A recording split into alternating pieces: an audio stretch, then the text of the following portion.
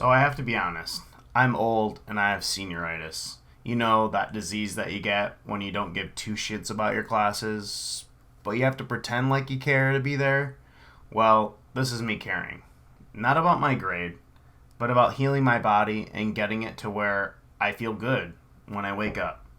So I asked my professor, Dr. Lin, if I could do the skeletal muscular group project all by myself. Of course, he responded to my email saying, "Son, sometimes in life you have to work with people."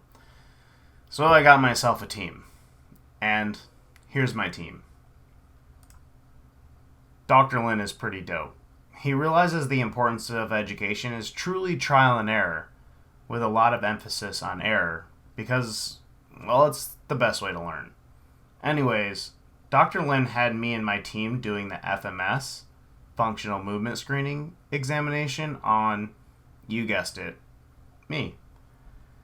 So I did the test, and well, I have a lot of bad movement patterns.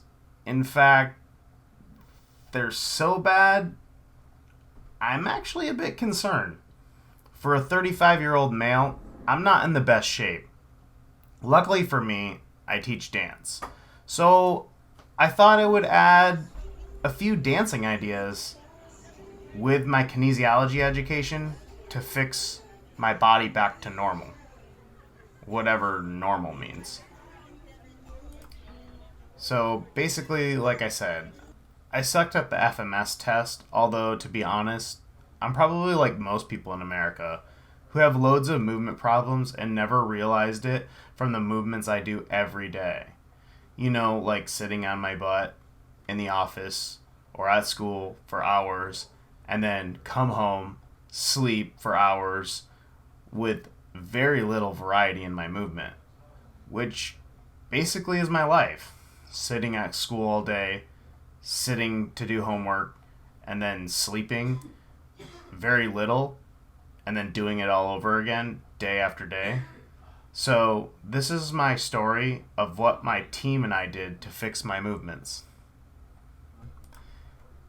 Basically, we had no idea what we were doing because, well, senioritis, duh. Just joking. The first week, we did some exercises that Dr. Lin taught us to correct some tightness in the quads and hamstrings. For me, mainly quads. We found a few of the movements hurt. But don't worry, pain and hurt, it's a good thing. If you hurt, it's probably your body telling you that there's something wrong functionally, at least when it comes to movement functionality. Other types of pain, it's probably not a good thing, and if you're experiencing pain, please hang up and dial 911. Okay, I don't know where to go from here. But anyways, I started watching a ton of videos and resources Dr. Lin provided us for our group project. This stuff started to click. So I figured I would start using dance as my means to address some of the bad movement problems that we identified. I started with the basics by relearning something really simple, touching my toes. So I did this in the morning when I woke up and at night before I went to bed. This seemed to open up my pelvis nicely. Then during my dance session, I worked on maintaining a pelvic alignment throughout the entire journey. Nonetheless, the first week was about pinching that $100 bill in my everyday activities, meaning at any time I got a chance to practice good mechanics at school, I went for it. Of course, remembering the RDL techniques we learned in class helped give me at least a good idea of what I should look like when bending over and the mechanics of that. So, again, I just went for it. With that in mind, I put all that I was doing during the week into my dancing. So, duh, I danced. Because I'm a dancer. On to week 2. This was the first time my team and I were able to meet up for the scheduled training session. Let's just say it didn't start well. Poor Jason and I couldn't record my movements so we had to do what we could. Of course, Jason and I are not your typical give up and quit kind of people, so we ended up videoing some corrected movements somewhere else. Some of the exercises we just made up on the fly because why not try something new or modified? Because the whole purpose is to progress and regress my exercises so we can find out what works for me. Also, during week 2, I started to realize how important breathing was to touch my toes. Some exercises were good and some of them were not, but I could tell my hips were all kind of jacked up. Nonetheless, I got my butt into the gym on Friday to work on pelvic alignment through dance. And what a bomb session. I learned so much about my body that day. Notably, the arch of my foot was not playing nice with the rest of my body. I was totally off balance on some of my turns. This dancing thing might be the best remedy for me to correct my body. On to week 3. Week 3 was, as I coined it, get turned up week. Basically meaning me and the team had spring break, so I'm on my own in terms of training. While doing the exercises in my kitchen, I found some variations while practicing some of the corrective exercises. Since regression is taking weight off an exercise in most cases, I find out how to regress glute med exercises that worked well for me by adding a little dance into it. Also, this whole eating meat thing is real. I felt super strong while dancing this week, so just something to note. Finally, during week 3, I came to the realization of how we should approach the rest of my training.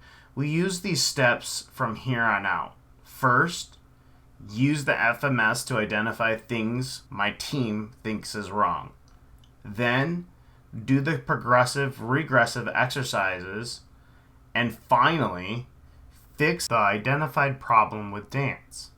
This seems to be the best systematic approach to getting healthy again. At least for my body. Week 4. This week I call from the bottom to the top. My legs are starting to feel great. And well, I would hope so because damn, I've been doing a lot of dancing and a lot of leg corrective exercises. To include the hips and the glutes. We all know those are problems. Also, this was the week where my team and I discovered the most amazing discovery, my sleep position. Yeah, they all stood around me and watched me sleep. Creepy, right? Just kidding. I would never let that happen. The biggest discovery went something like this. Vanessa and I did some neuromuscular rehabilitation training to identify what in the world was going on with my left shoulder impingement pain. We caught places in my shoulder that were particularly weak, notably left shoulder, 12 o'clock movement, and right shoulder, 2 o'clock movement. At the same time, Vanessa and I had a hunch it might be due to my sleeping. Nonetheless, I went into my normal dancing session. I tried to implement dancing positions that I knew would help facilitate activation of my shoulder muscles to fix the problem. After all the training this week, I was still thinking about those extremely odd RNT movements that Vanessa and I discovered. So I was determined to figure out what in the world was wrong. And bam, yep, my sleeping position lines pretty much sum up where my shoulders are weak. Coincidence? I think not. Week 5. So finally, we are a few weeks away from stopping our corrective movements, since my team and I only have 6 weeks to fix what we can on my body. Although, I don't plan on stopping after all this is over because this project was a gem, at least for me. Anyways, week 5. Vanessa shot me an email making some suggestions of exercises she felt was really needed for me to work on. I took a look at the list so I could figure out what was going to work best for me and what I wanted to work on. As a side note, choices depending on how I feel is definitely a good thing because I do not always feel the same every day. We worked on my feet for balance. Then Jason hooked it up with some crazy exercise he does to get some thoracic mobility. And then we finally worked through the Turkish get up because it's a complete body motion exercise. Not to mention, I'm trying to become the world champion at Twister. Just joking. And like usual, I dance to incorporate balance in my feet and twisting in my body with an emphasis on proprioception, which was the conclusion of week 5. Week 6. Sad to say, but this was the last week me and my team could get together for training because we were finishing up the project. Notably, it was probably the worst training session I've had with my team because I was exhausted. I barely got any sleep the night before. And as a side note, I think it's important to know sometimes true training should only occur at the level at which someone feels comfortable. Anyways, I knew I had to get into the gym and finish strong for my team. So Vanessa got to the gym and we did some simple exercises that we learned from Dr. Jen the week before. In addition, I showed her an exercise that I thought might help my shoulder. Because, again, why not try something new? And well, I'm not sure about how I felt about the idea, but the exercise seemed to work great. Despite my lazy training session, my dancing later that week was inspired by Dr. Jen and everything I had been working on during this project. So I finally got a video of me social dancing this week. Now that I'm done with training, let me share with you the results of my journey. In a side-by-side comparison, we found that on the deep squat, although not perfect, overall improved movements to include better shoulder position. On the hurdle step over, we achieved a much better posture and balance. Although there were some tests which didn't change on the FMS scoring scale, it is remarkable to see bilateral lower limb symmetry through the straight leg raise. Additionally, we didn't get into the shoulder as deep as we would have liked, but we saw improvements on the shoulder mobility tests, notably 2.5 inches of improvement on the left shoulder and a relief of pain.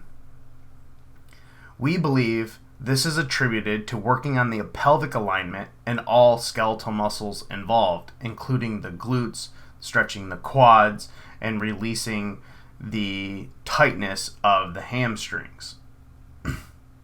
Then, through dance, we used my body as the perfect progression-regression to exercise those specific muscles. More progress will have to be made, but setting up my body for balance is a great place to start for a long life journey of happiness, health, and mobility. Now, thoughts from my team and I. First off, we can't believe how far we've come in this project. Seemingly having senioritis isn't so bad. We just had to do this project one step at a time and get things done despite how crazy life and school can get. And lucky for me, senioritis only is a temporary disease, and I'm just getting over it. On a serious note, from starting with only the tools to discover how to fix a human body, my team and I have come a long way, and we have discovered a lot of unique and interesting ways to apply what we learned in this course and in this project. On a personal note, I'm extremely grateful to have the opportunity to work with a team, and had I not, I might have died from senioritis, metaphorically. So thank you, Dr. Lin, for telling me to work with a team. And to all my classmates, good luck in your endeavors, and I hope to work with you someday in the future. Cheers.